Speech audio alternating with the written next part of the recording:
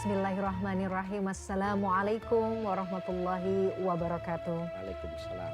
Pemirsa gapai kemuliaan yang dirahmati Allah, basmalah, sebuah kalimat yang sering terucap di awal setiap langkah, namun seringkali terlupakan makna dan kekuatannya. Basmalah bukan hanya pembuka surat, tapi juga kunci pertolongan Allah dalam segala urusan. Seperti yang diteladankan Nabi Sulaiman dalam suratnya dan Nabi Nuh saat mengarungi banjir besar. Semua dimulai dengan menyebut nama Allah yang Maha Pengasih lagi Maha Penyayang. Lalu apa makna mendalam dari kalimat ini dan bagaimana agar basmalah tidak hanya menjadi rutinitas lisan tapi juga bisa menghidupkan hati? Pemirsa, selama 45 menit ke depan insya Allah kita akan mengulas sebuah tema yang membuka mata kita tentang keajaiban kalimat basmalah. Semoga dari pembahasan ini kita termasuk orang-orang yang senantiasa mengawali setiap langkah dan segala urusan dengan mengingat Allah dan mengharapkan rahmat-Nya dalam setiap langkah kehidupan. Amin ya Rabbal Alamin. Seperti biasa saya tidak sendirian, sudah hadir bersama saya di studio. Ada gurunda dan juga ayahanda kesayangan kita semua, Kiai Haji Haris Sakam. Assalamualaikum Ayah. Waalaikumsalam warahmatullahi wabarakatuh. Apa kabar hari? Hari ini seger, hari ini bahagia. Masya Allah. Nah, yang penting itu. Yang penting Jangan itu. lupa berbahagia. Jangan lupa, karena penting Pak Kiai. Ya. Bisa punya uang banyak, punya ini, tapi kalau hati nggak bahagia, puyeng Pak Kiai ya. Sempit. Sempit rasanya, betul. Jadi kunci kenikmatan hidup adalah rasa bahagia ya Pak Kiai. Betul, betul. Masya Allah. Subhanallah. Masya Allah. Nah, bagi Anda pemirsa yang juga memiliki pertanyaan, Anda bisa mengirimkan pertanyaan Anda berupa video melalui nomor WhatsApp yang tertera di layar kaca. Pak Kiai, bahasan kita ini adalah lafaz Bismillahirrahmanirrahim. Ini adalah sebuah lafaz yang sebenarnya saya rasa sangat familiar, lazim kita lisankan, tapi kadang-kadang kita mengucapkannya hanya sebatas Bismillahirrahmanirrahim, Bismillah, Bismillah gitu. Nah, ini kan juga hampir menjadi pembuka ya di setiap surat di dalam Al-Quran. Sebenarnya makna mendalam apa yang kita bisa bedah dari lafaz Bismillahirrahmanirrahim ini Pak Kiai? Tafadhol. Baik. Assalamualaikum warahmatullahi wabarakatuh. Bismillah, walhamdulillah, wassalatu wassalamu ala rasulillah, amma ba'du. Mbak Mila dan para pemirsa, basmalah itu adalah ayat yang pertama kali manakala kita membuka Al-Quran. Ya. Jadi makna filosofinya, apabila kita membuka kehidupan, maka mulailah dengan yang dimulai oleh Tuhan. Jadi ibda'u bima bada'allahu bih. Itu adalah prinsip. Jadi prinsip orang Islam itu diajarkan Nabi, ibda'u bima bada'allahu bih. Mulailah segala sesuatu itu bagaimana Allah memulai, ya, memulainya, penciptaannya dan memulainya di dalam Al-Quran itu. Jadi kalau Quran kita buka, pertama kali yang kita ada dapati adalah Bismillahirrahmanirrahim. Memahami bahwa Allah itu Rahman, Allah itu Rahim. Mbak Mila, rahasianya basmalah itu begini. Kalau dalam gramatikal bahasa Arab, tidak boleh alinea baru itu jumlah kalimat, jumlah jar majrur itu tidak boleh. Diperbolehkan di dalam gramatikal bahasa Arab itu alinea pertama itu adalah jumlah kalimat yang sempurna. Mubtada ada khobar. Kalau dia jumlah ismiyah. Kalau dia jumlah fi'liyah, kata kerja, ada subjek, ada objek, ada predikat. Ya. Nah, itu adalah alinea baru.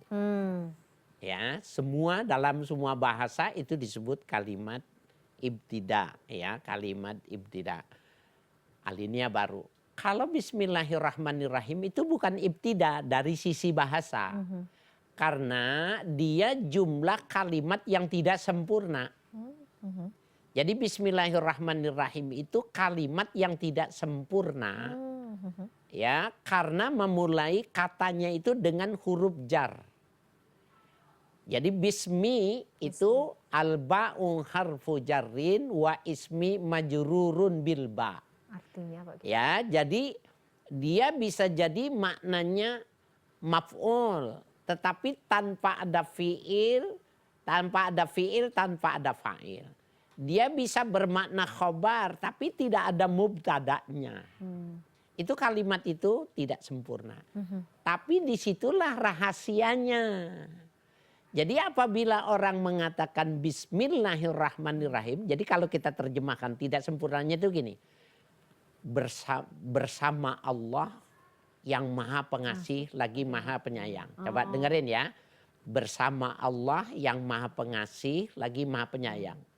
Iya kenapa? Pasti orang nanyanya gitu. Maksudnya tuh begitu, ya paham Pak. Iya kenapa? Kok bersama gitu? Itu kalimat itu tidak lengkap. Kalau dalam bahasa Indonesia kan misalnya kalimat itu strukturnya kan SPOK, subjek, predikat, objek. Saya membeli buku, ada subjeknya, ada. Ya, kalau ini kan kalau tadi ya, makanya kemudian Bismillahirrahmanirrahim dengan menyebut nama Allah yang maha pengasih dan penyayang. Iya. Oh iya gitu. Jadi orang objeknya nanya, apanya gitu ya Pak Kiai? Iya, apa? Objeknya apa? Nah, maka di situ Allah membukakan pintu keberkahan dengan basmalah. Jadi dia mengatakan, aku luhadza, saya makan ini Bismillahirrahmanirrahim. Asyrabu hadza, saya minum ini Bismillahirrahmanirrahim. Aktubu hadza, saya menulis ini Bismillahirrahmanirrahim. Af'alu hadza, saya mau melakukan ini dengan nama Allah Maha. Itu baru kalimat itu lengkap. Nah, sehingga apabila seseorang itu baca basmalah dan dia ngerti pintu yang dibuka dalam kalimat itu, maka dia tidak akan mungkin mengatakan prestasi itu adalah prestasi pribadi. Dan dia mengatakan ini karena saya meminta kepada Tuhan saya. Yang kedua, orang yang membuka diri dengan sesuatu dengan baca basmalah, maka dia membuka pintu berkah. Ya, dia membuka pintu berkah. Maksudnya gini Mbak Mila. Ambil dua makanan yang enak, dua porsi makanan yang enak. Taruhlah kalau kita mau memberi nasi box, ya, makanan restoran yang terkenal, yang mahal, dua orang. Yang satu baca basmalah, yang satu tidak baca basmalah. Selesai dia makan, tanya apakah kenyang? Maka dua-duanya menjawabnya kenyang. Apakah makanannya nikmat? Maka dia mengatakan nikmat. Apakah menurut penilaianmu yang kamu makan ini memenuhi gizi sempurna?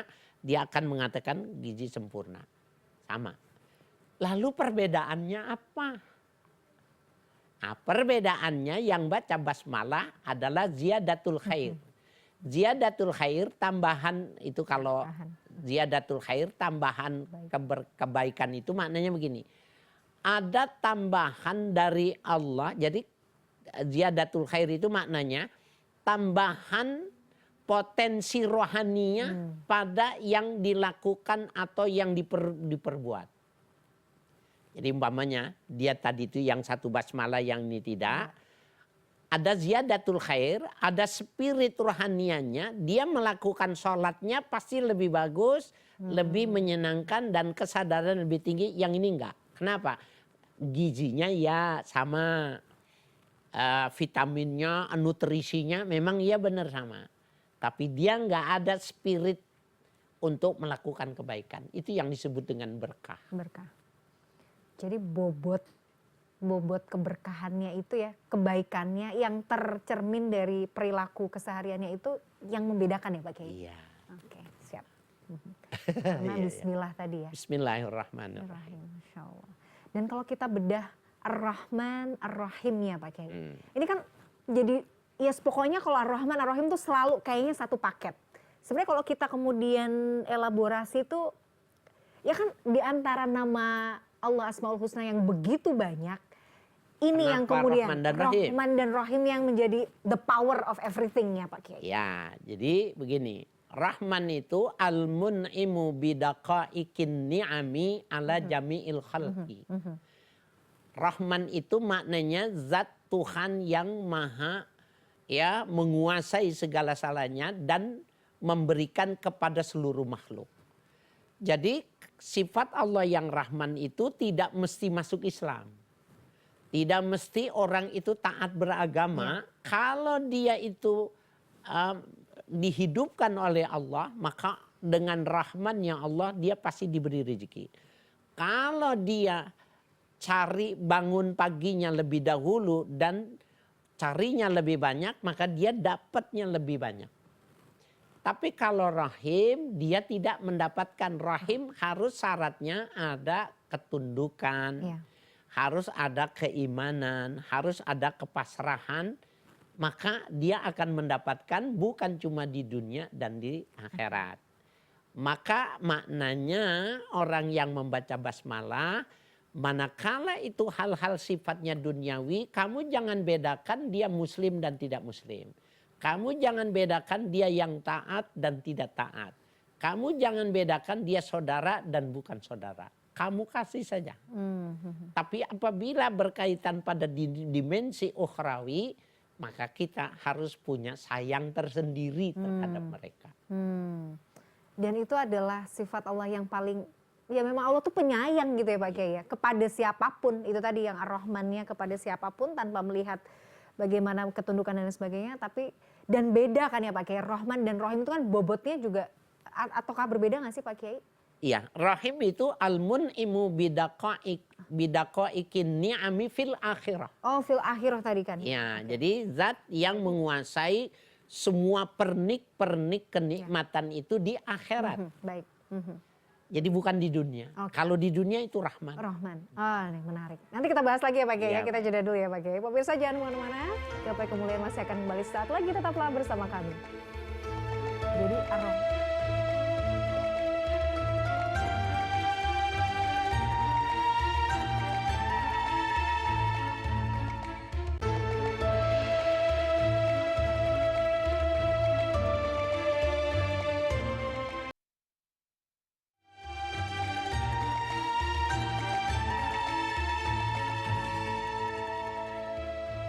Ya pemirsa, terima kasih Anda masih menyaksikan Gapai Kemuliaan. Pemirsa dan juga Pak Kiai, ini ada kabar yang alhamdulillah sangat mengembirakan kita. Ya, baik. Karena program kesayangan kita, program Gapai Kemuliaan spesial Ramadan, ini mendapatkan penghargaan dan apresiasi yang luar biasa dari KPI, kemudian dari Kementerian Agama, dan dari MUI Pusat. Kita mendapatkan anugerah syiar Ramadan. Oh iya ini ya. 2025 Pak Kiai, Masya Allah. Alhamdulillah. Luar biasa. Untuk kategori dakwah talk show. Jadi saya pribadi mewakili tim yang bertugas, pemirsa, yang mengucapkan terima kasih atas apresiasi yang luar biasa dari pemirsa Gapai Kemuliaan yang telah mungkin menemani kita selama lebih dari 3 tahun, Pak Kiai bersama-sama, dan tentu saja para guru, Pak Kiai Haris salah satunya yang senantiasa memberikan ilmu kepada kita semua. Ini bagian dari apa ya, sebuah penghargaan yang luar biasa. Ada yang mungkin ingin disampaikan Pak Kiai kepada pemirsa? Subhanallah, bahwa sebenarnya apa yang kami lakukan dengan tim ini tidak menjadi sesuatu yang hebat. Dia menjadi sempurna ketika para pemirsanya aktif, setia, dan memberikan respon yang bagus dan ikut mendoakan. Jadi kita sebenarnya sama-sama berdakwah ya dalam fungsi masing-masing. Betul, Masya Allah. Dan ini menunjukkan, mudah-mudahan ini simbol dari ya dakwah tamah ya, dakwah yang sempurna yang kita lakukan, dan mudah-mudahan bertahan dalam keikhlasan. Betul. Dalam keikhlasan itu penting sekali. Ini bonus Pak Kiai ya dari Allah. Tapi yang paling penting menjaga supaya motivasi dan semangat dalam menuntut ilmu dan berdakwah ini tetap membara, itu yang kayaknya perlu kita terus tanamkan ya Pak Kiai. Masya Allah. Sekali lagi terima kasih Pak Kiai, terima kasih pemirsa.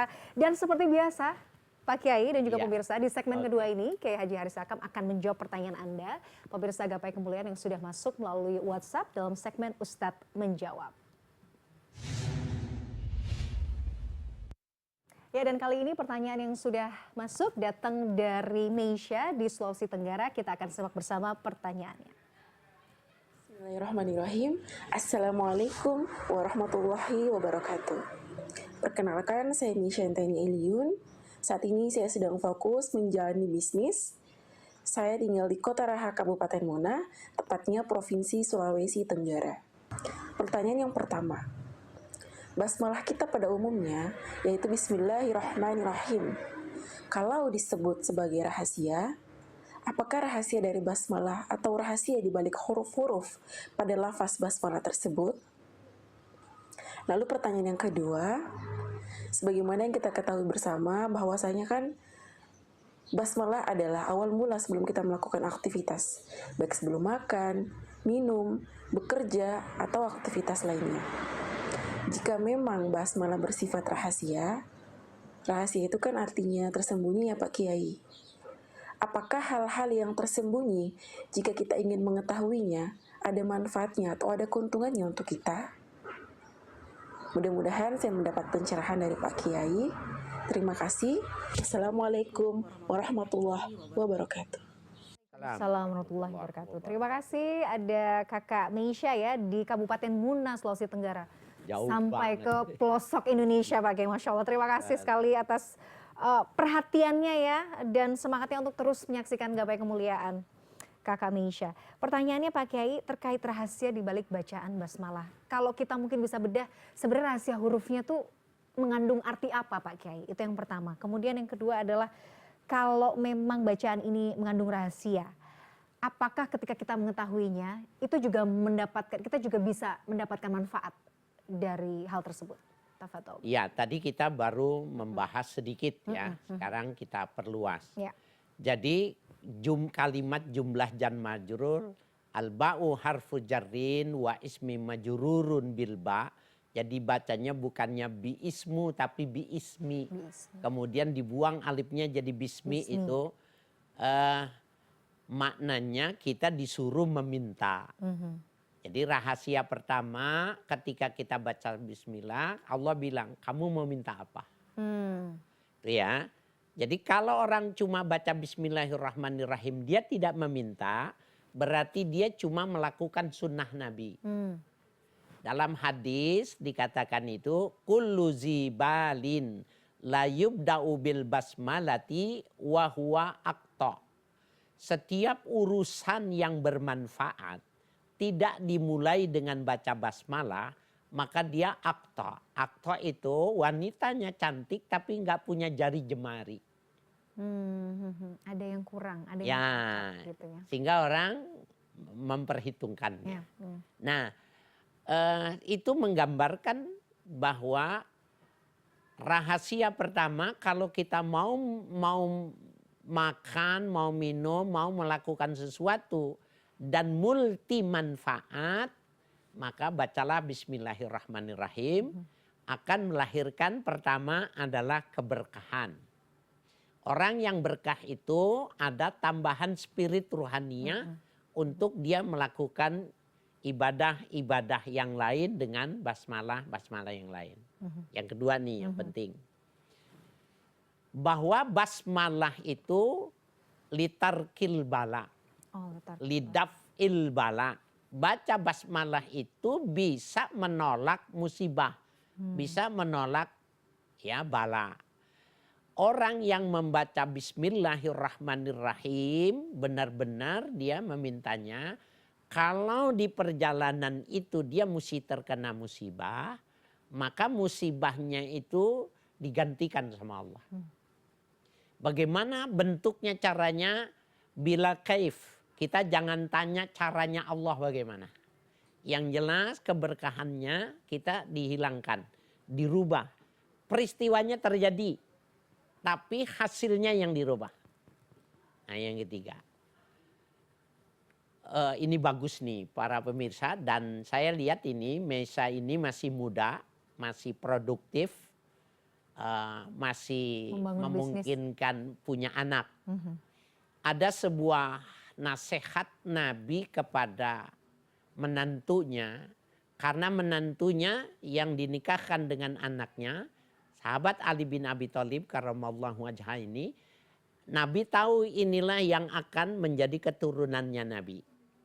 Maka pesan Nabi, ya Ali, lana siya ahadun ismallahi ta'ala indal jima illa syarakahu syaitanu fi waladih. Hai Ali, tidaklah lupa seseorang baca basmalah ketika dia menggauli istrinya, kecuali setan ikut serta dalam proses pembuatan anak. Nah, lalu bagaimana kalau dia baca basmalah sebelum hubungan kepada istrinya? Di dalam hadis sahih riwayat Imam Al-Bukhari di awal-awal jilid pertama itu, kalau dia baca bismillahirrahmanirrahim, la yadurrahu syaitanu abada.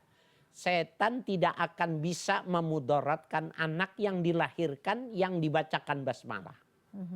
Nah sekarang dibalik, jangan-jangan anak saya bandel itu dulunya nggak baca basmalah. Iya, Bisa Pak Kiai, jadi. bisa. Karena mungkin belum tahu juga Kelupaan. ada ilmunya juga belum tahu misalnya Pak Kiai ya. Bisa jadi itu salah satunya itu. Nah jadi betapa bismillahirrahmanirrahim itu bisa menjadi tameng. Jadi kira-kira itu begini Mbak Mira. Yang ketiga nih. Nabi bilang ibda'u bil basmalah. Lakukan segala sesuatu itu dengan basmalah. Termasuk wakul wa yusam. Makan dan kau baca bismillah lah. Di dalam hadis lain kalau orang itu mau makan baca bismillahirrahmanirrahim. Kalau ada sesuatu dia sebut nama astagfirullahaladzim. Alhamdulillah. Mau masuk ke rumah, assalamualaikum. Maka setan itu digambarkan oleh Nabi mengatakan kepada setan yang lain. Udah nggak usah ke rumah sini. Tidak ada makanan, tidak ada tempat tidur. Tidak ada makanan dan tidak ada tempat tidur. Tapi kalau dia tidak baca basmalah, kalau dia tidak mengucapkan kalimat-kalimat thayyibah, masuk tidak mengucapkan salam, maka setan yang terdekat mengatakan di sini banyak makanan, di sini ada tempat tidur, kita bisa join di sini di rumah ini. Nah yang menarik nih Mbak Mia, stressing pointnya itu gini. Ada orang di depan Nabi makan tidak baca basmalah. Dia makan gitu tidak baca basmalah. Padahal Nabi sudah menjelaskan. Kemudian setelah dia tinggal sisa beberapa suap dia baru ingat gitu. Dan Nabi sudah mengajarkan apabila kamu lupa. Lupa itu kan manusiawi ya. Apabila kamu lupa maka kamu bacanya bismillahi awwalahu wa akhirahu. Orang itu dia baca bismillahi awwalahu wa akhirahu. Dimakan. Pada saat dia makan itu kata Nabi, maka setan yang tadi ikut bersama makan itu memuntahkan yang sudah masuk ke dalam perutnya. Bayangin. Dengan baca bismillahirrahmanirrahim, laksana jimat yang hebat, sakti mandraguna, makanan yang sudah masuk ke perut setan itu keluar semuanya. Oke. Masya Allah. Kenapa kita tidak baca basmalah? Karena ternyata manfaatnya luar biasa. Nah ini Mesa adalah rahasia di dalam kita membaca basmalah. Masya Allah. Kita harus jeda dulu Pak Kiai, nanti kita akan lanjutkan pembahasan yang luar biasa terkait bacaan bismillah ini. Pemirsa jangan kemana-mana, Gapai Kemuliaan masih akan kembali sesaat lagi, tetaplah bersama kami.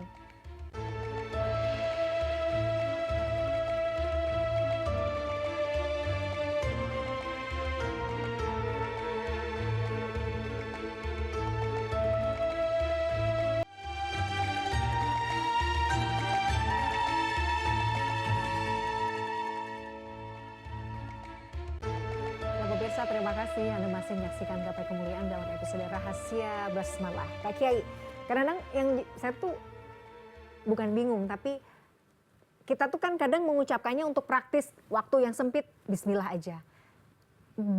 Apakah itu cukup atau memang harus lengkap bismillahirrahmanirrahim? Jadi seperti apa Pak Kiai, dalam kondisi-kondisi tertentu kan misalnya butuh cepat atau yang penting jangan sampai lupa baca bismillah aja deh. Atau kita memang harus memaksakan diri untuk membacakan lengkap bismillahirrahmanirrahim. Ya, sebenarnya dalam hadis-hadis banyak disebut bismillah itu sudah memadai. Sudah cukup. Ketika dia melakukan bismillah, ketika dia mau berbuat bismillah, makan, minum semua bismillah. Tetapi ketika dia sempurnakan bismillahirrahmanirrahim itu afdol, lebih utama. Ya, jadi boleh pilih dalam ketika kita memerlukan beberapa kegiatan yang sangat rapat dan pendek jaraknya, maka kita cukup mengucapkan bismillah. Tetapi kalau itu menjadi sebuah awal dari sebuah perbuatan, lebih bakdur kita mengucapkannya Bismillahirrahmanirrahim. Bismillahirrahmanirrahim. Jadi akan lebih afdol dan lebih banyak juga pasti bobot pahalanya Ya, Pak Kiai kalau betul. kita mengucapkannya secara penuh gitu, secara lengkap. Pak Kiai, bagaimana kita mendudukan, kadang-kadang kita Bismillah itu hanya kita hanya fokus pada lisannya saja, tapi kan tidak meresapkan ke dalam hati. Artinya kan sebenarnya kalau kita memahami betul Bismillahirrahmanirrahim dengan menyebut nama Allah, Rabb kita, semuanya kembalikan sama Allah, sifat Allah gitu. Tapi kan kadang-kadang hanya orang yang fokus pada tulisannya saja misalnya, atau pada sekedar mengucapkan saja. Bagaimana kita sebenarnya harus menghadirkan jiwa kita secara sempurna ketika kita mengucapkan Bismillahirrahmanirrahim. Ya, jadi kita mengucapkan Bismillahirrahmanirrahim itu fisik kita, bibir kita, lisan kita yang mengucapkan. Tapi rohani kita itu harus terikat dengan bacaan Bismillahirrahmanirrahim yang di dalam kandungannya itu apa yang kita lakukan itu diikat, ya. Jadi melibatkan Tuhan dengan apa yang kita lakukan. Yang kedua Mbak Mila, secara tulisan saja, secara fisik saja itu ada kalau di kalangan ulama-ulama hikmah, orang yang mau mengobati orang kesurupan, sementara dia laki dan wanita ini perempuan, maka dia tulis Bismillahirrahmanirrahim di piring kecil putih, dia tulis. Ketika sudah penuh, kemudian dia tuangkan air, dia hapus, dikasih minum, maka setannya akan keluar. Nggak kuat terkena siraman air yang itu adalah tulisan dari kata Bismillahirrahmanirrahim. Itu di kalangan ulama-ulama hikmah itu ada pemahaman yang semacam itu. Atau seperti Abuya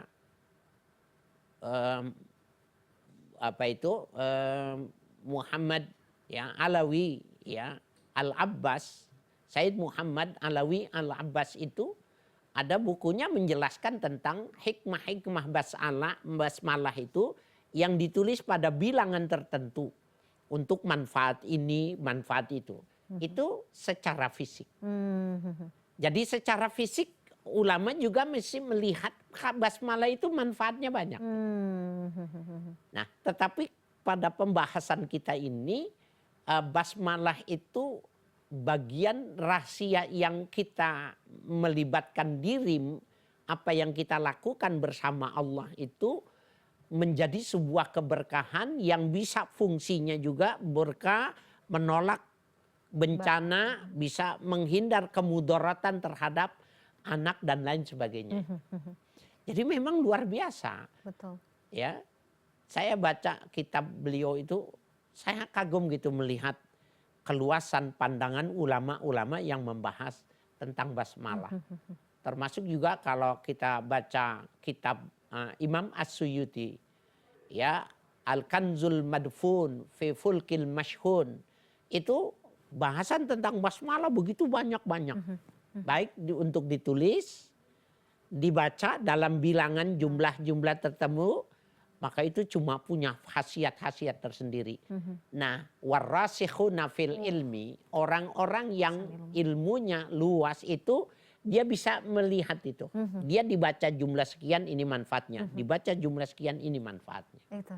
Jadi dari kalimat ini tuh ternyata menyimpan keluasan ilmu Allah yang sebenarnya masih sangat luar biasa, yang mungkin kita belum mampu untuk membuka semuanya ya Pak Kiai ya. Iya, luar biasa. Luar biasa. Itu yang ditulis yang begitu banyak itu baru sepersekian, 0, sekian gitu ya. Dari ilmunya. Belum angka 1. Ya. Dari keluasan bahkan ilmu. Per huruf pun kalau dibedah kan sebenarnya kenapa kemudian rangkaian kalimat ini kalau kita bedah satu hurufnya mungkin juga akan memiliki rahasia yang luar biasa kan Pak Kiai. Ya, tadi Mesa nanya. Ada nggak rahasia huruf per huruf? Orang yang mengamalkan basmalah, Bismillahirrahmanirrahim, pada bilangan tertentu dan dia betul-betul bagian dari orang yang solihin, orang yang dekat Tuhan, orang yang mengedepankan kemanusiaan, murah hati dan lain sebagainya, itu waktu dia baca Bismillahirrahmanirrahim itu dia merem. Pada saat dia merem itu dia mengimajinasikan ba itu adalah al-ba'u huwas safinah, hiyas safinah. Ba itu adalah perahu. Maka dengan perahu dia bisa pergi kemana saja. Maka di kalangan wali min auliyaillah banyak masuk cerita itu. Mereka membaca Bismillahirrahmanirrahim merem ketika dia bangun karena memang dia mau sholat Jumat di Mekah, maka dia bangun dia sudah di sana. Ada orang ini mengatakan khurafat. Ini hal yang kelenikan, enggak kok.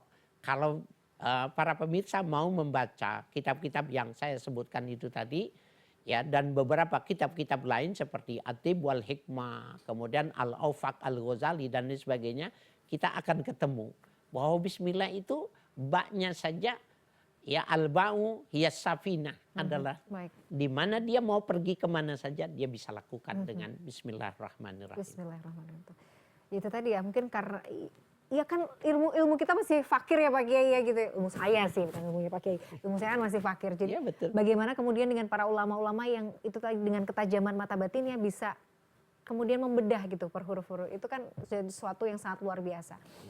Tapi kita harus break lagi Pak Kiai. Nanti kita akan bahas di segmen terakhir. Pemirsa jangan kemana-mana. Gapai Kemuliaan masih akan kembali setelah jeda yang satu ini. Tetaplah bersama kami.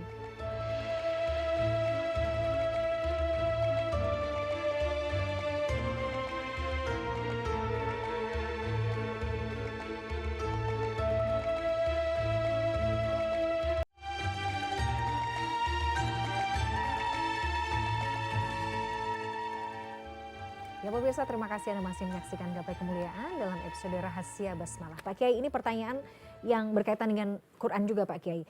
Apa bedanya bismillah dalam surat Al-Fatihah dan dalam beberapa ayat yang lain yang juga disebutkan ya. Misalnya di surat Hud ayat 41 dan juga di An-Naml 30. Kan itu berkaitan dengan yang disebutkan oleh Nabi Sulaiman dan juga Nabi Nuh dalam kisah Nabi Nuh. Apakah memang berarti kalimat ini, kalimat Bismillahirrahmanirrahim ini sudah memang menjadi tradisi ya, bahkan sebelum Nabi Muhammad? Seperti apa Pak Kiai penjelasannya? Iya, kalau kita lihat dua surah yang Mbak Mila sebutkan itu, bahwa agama yang dibawa oleh Nabi Muhammad bukan agama baru, tetapi agama yang meneruskan dan menyempurnakan ajaran-ajaran yang dibawa oleh nabi-nabi Allah. Dari mana kita bisa paham bahwa Nabi Sulaiman sendiri secara tegas mengatakan dan diabadikan ketika dia ingin menaklukkan kerajaan yang dipemimpin oleh seorang wanita, ya, itu Ratu Sheba. Itu riwayat mengatakan, ada yang mengatakan di Afrika, ada yang mengatakan di Yaman. Nabi Sulaiman itu full power karena dia nabi tapi dia raja gitu loh. Beliau mengatakan innahu min Sulaimana wa innahu bismillahirrahmanirrahim. Jadi kalimat bismillahirrahmanirrahim yang ditulis secara sempurna itu pada kasus peristiwa Nabi Sulaiman membuat surat kepada Ratu Bilqis. Ya, Ratu Bilqis itu adalah ucapan Nabi Bilqis. Sesungguhnya mereka mengatakan kepada pembesar-pembesar kerajaan, sesungguhnya aku mendapatkan surat dan suratnya itu Bismillahirrahmanirrahim. Pertama kali Bismillahirrahmanirrahim. Kemudian kalimat keduanya Allah ta'lu alayya wa'tuni muslimin.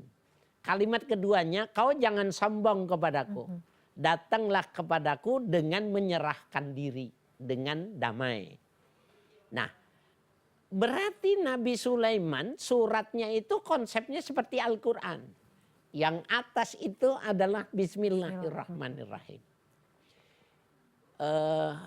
Raja Bilqis pada waktu itu adalah raja yang besar, tapi ketika dia membaca kalimat itu, dia getar. Sehingga ketika raja-raja itu, pembesar-pembesar itu mengatakan untuk mengadu kekuatan, Bilqis nggak berani mengambil keputusan itu. Terlebih lagi ketika itu Sulaiman mengatakan kepada bala tentaranya, siapa yang sanggup memindahkan singgasana, kursi singgasananya itu kemarin. Maka Ifrit mengatakan, sebelum kau berangkat dari tempat dudukmu berdiri, aku sudah bisa hadirkan. Itu jin, bangsa jin. Tapi bangsa manusia lebih hebat. Saya kagum pada Bismillahirrahmanirrahim. Orang yang menguasai Bismillahirrahmanirrahim, ya Sulaiman, kalau kau menutup matamu dalam berkedip, sebelum kau angkat kedipmu, aku sudah bisa menghadirkan. Sepersekian, 0, sepersekian detik. Nah, ini menunjukkan bahwa Bismillahirrahmanirrahim itu rahasianya luar biasa.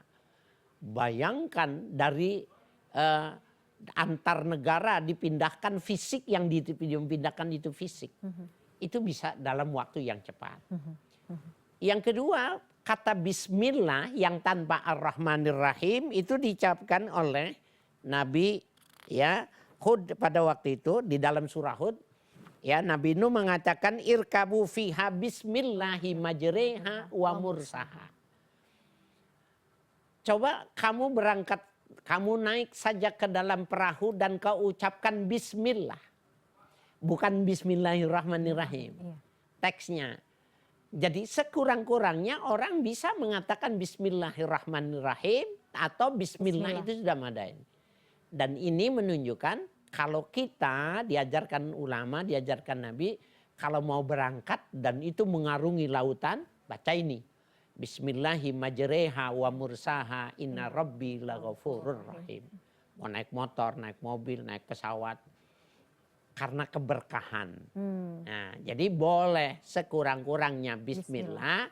Kalau mau sempurna bismillahirrahmanirrahim. Jadi bobotnya adalah afdoliyah, ya, keutamaan. Oke. Jadi kalau kemudian saya simpulkan Pak Kiai, bahkan untuk hal-hal yang sifatnya besar, hal-hal yang sifatnya yaitu tadi aktivitas-aktivitas yang butuh power kayak tadi misalnya kisahnya Nabi Nuh, kemudian kisahnya Nabi Sulaiman.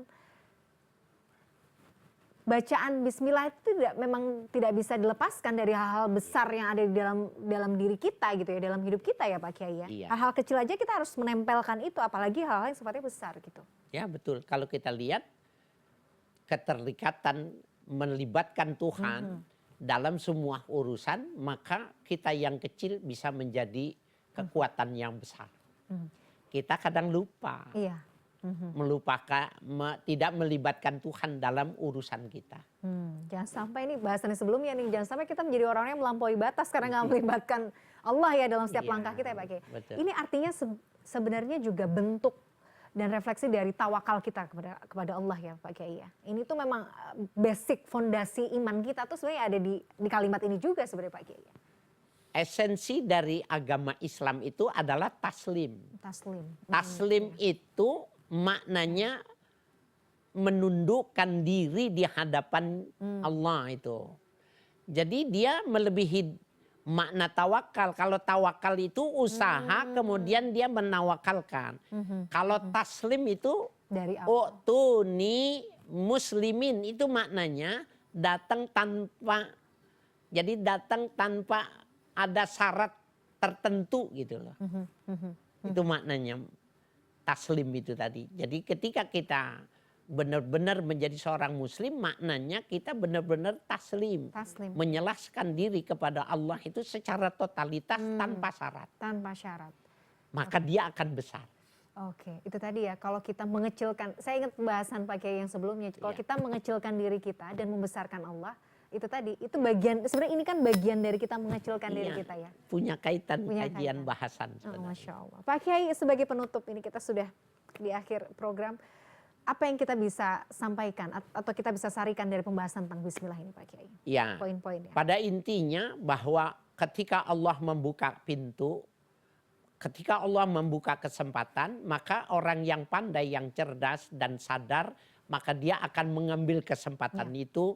Dan kesempatan itu ya adalah bagian dari kasih sayang Allah. Ketika orang menutup diri atau tahu tapi tidak memanfaatkan, maka sesungguhnya jangan-jangan dia sebenarnya orang yang sombong dengan Tuhan. Alhamdulillah. Mudah-mudahan kita dijauhkan dari sifat sombong ya Pak Kiai. Dan bisa taslim.